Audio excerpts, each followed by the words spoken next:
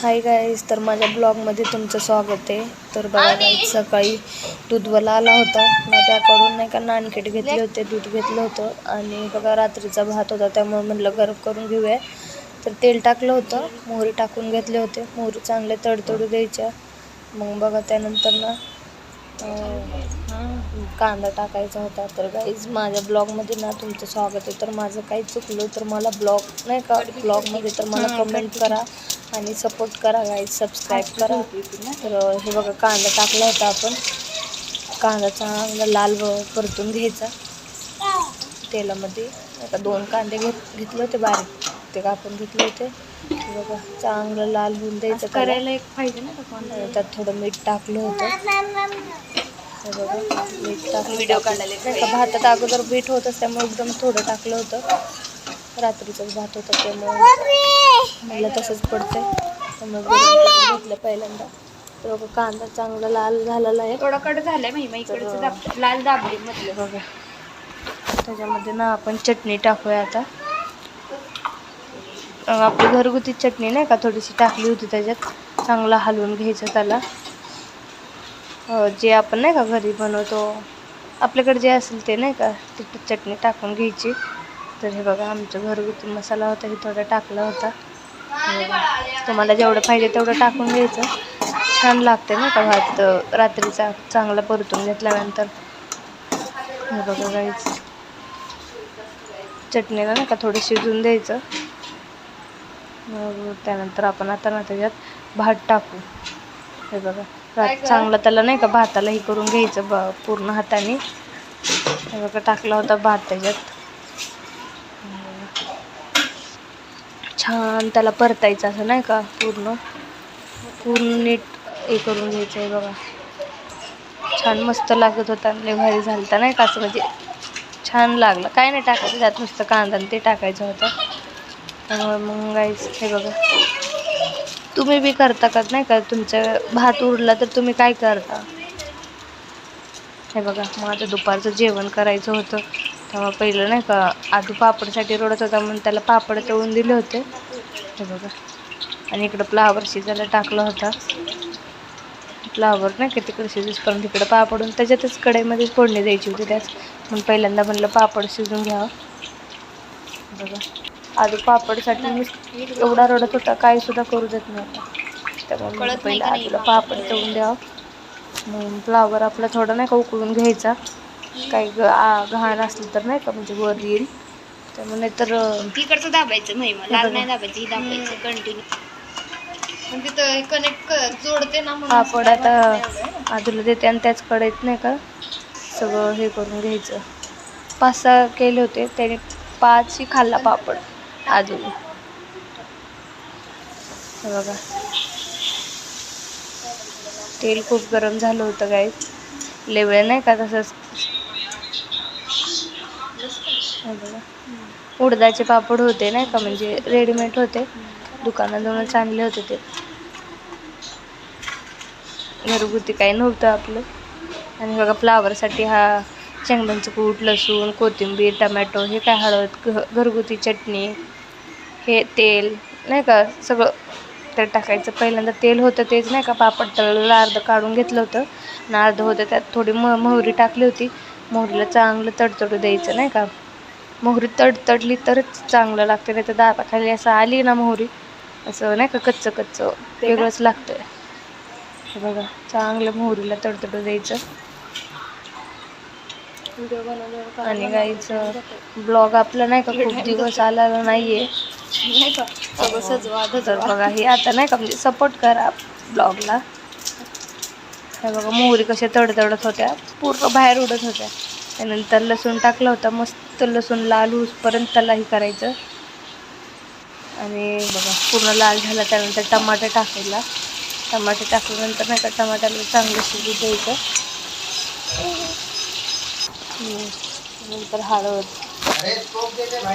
टाकली होती, थोडं मीठ टाकलं होतं, थोडी चटणी टाकायची ती आपली, आणि कोथिंबीर टाकून नाही का बघा चांगलं त्याला शिजू द्यायचं. चांगलं नाही का, टमाटा थोडा कच्चाच होता, चटणी टाकली होती. आपली एक चमचा, आपल्याला जसं आपल्याला पाहिजे तसं नाही का तिखट. मीठ तुम्हाला जास्त पाहिजे तर जास्त टाका नाही का म्हणजे. आणि हे बघा चांगली चटणी शिजवून घेतली होती, त्यात थोडं मीठ परत वरून टाकलं होतं. मग आता आपण फ्लावर टाकू डायरेक्ट नाही का. शिजलेलंच होतं फ्लावर, थोडा वेळ नाही का उकळून घेतलं होतं. हे बघा कसं छान नाही कसं शिजतंय. थोडी चटणी शिजवून घेतली तर चांगलं लागतं नाही का, नाहीतर चटणी कचकच. हे बघा फ्लावर टाकलं होतं, त्यातलं पाणी काढलं होतं फ्लावरमधलं. परत एका पाण्याने नाही का त्याला धुवून घेतलं होतं. चांगलं हलवून घेतलं होतं. त्यातनं आता आपण वरून शेंगदाण्याचं कूट टाकू आणि झाकून ठेवायचं. थोडं 5 मिनिट वाफवून घ्यायचं. बघा शेंगदाण्याचं कूट बारीक करून घ्यायचं नाही का, थोडं मोठं थोडं बारीक असलं तरी चालतं, जसं पाहिजे तसं नाही का आपल्याला.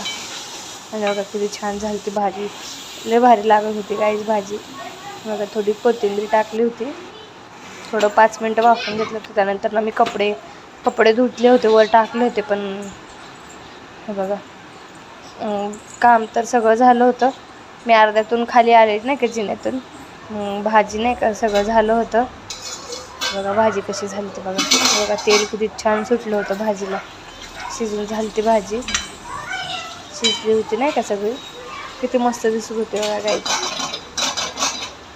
आणि मग गाईच काम तर सगळं झालं होतं माझं. आणि बघा रील्स बनवली होती दुपारून नाही का, असं रील्स बनवायला गेलो होतो आम्ही वर. बघा कशी बनवली होती रील्स. आणि गाईच नाही का आम्ही ना संध्याकाळी ना, आज गणेश चतुर्थी होती त्यामुळे मग नाही का चतुर्थीला गेलो होतो मोऱ्या गोसावीला. हे बघा आधी बघा आंबे कशी लावली होती तिथं. आजू आंबे घेऊन मागं लागलं तर गर्दी इतकी होती ना, चतुर्थी होती त्यामुळे लय गर्दी होती. काहीच कळत नव्हती. बघा गणपतीचं मंदिर ते बघा कसलं भारी काही ठेव असं होतं. तर कपडे होते नाही का, जे सगळंच होतं तिथं. गेल्या वेळेस कसं मी जत्रेत गेलो होते ना तिकडं उरुसला, तसंच होतं नाही का सेम होतं ती. आणि हे बघा गाईस आदू बसला होता खेळायला नाही का गाडीत. इतका घाबरत होता, 5 मिनिट बसला लगे उतरला. गार्डन तर बंदच होतं गेल्यावर. आम्ही उशीर गेलो होतो, लेट गेलो होतो आम्ही.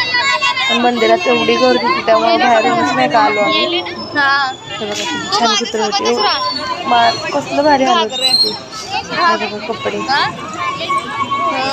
गर्दी होती, जायला यायला सुद्धा रस्ता नव्हता, एवढं डेंजर गर्दी चतुर्थीला. कसली गर्दी होती, काहीच कळत नव्हतं कुठं जायचं काय करायचं नाही का, काय घ्यायला तर काहीच भेटलं नाही. बघा घागरू इतके मस्त होते ना गाईस, लय भारी होते. लय भारी होते. बघा मोऱ्या गोसावीचं मंदिर. हे बघा आवनी आजूला टिक्का लावून घ्यायचा होता, लावला. हे बघा आवनीला बी लावलं होतं. वजरे तर किती भारी होते बघा गाईस. हे बघा घागरे किती भारी होते. लय भारी 2200ला होते, 850ला 2.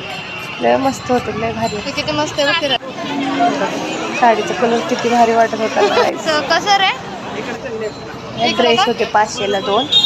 आणि हे बघा आधी ते नाही का ते वारकरी होते ना, ते टाळसाठी रडत होता. टाळ पाहिजे म्हणून. टाळ कशी तर आम्हाला भेटलीच नाही.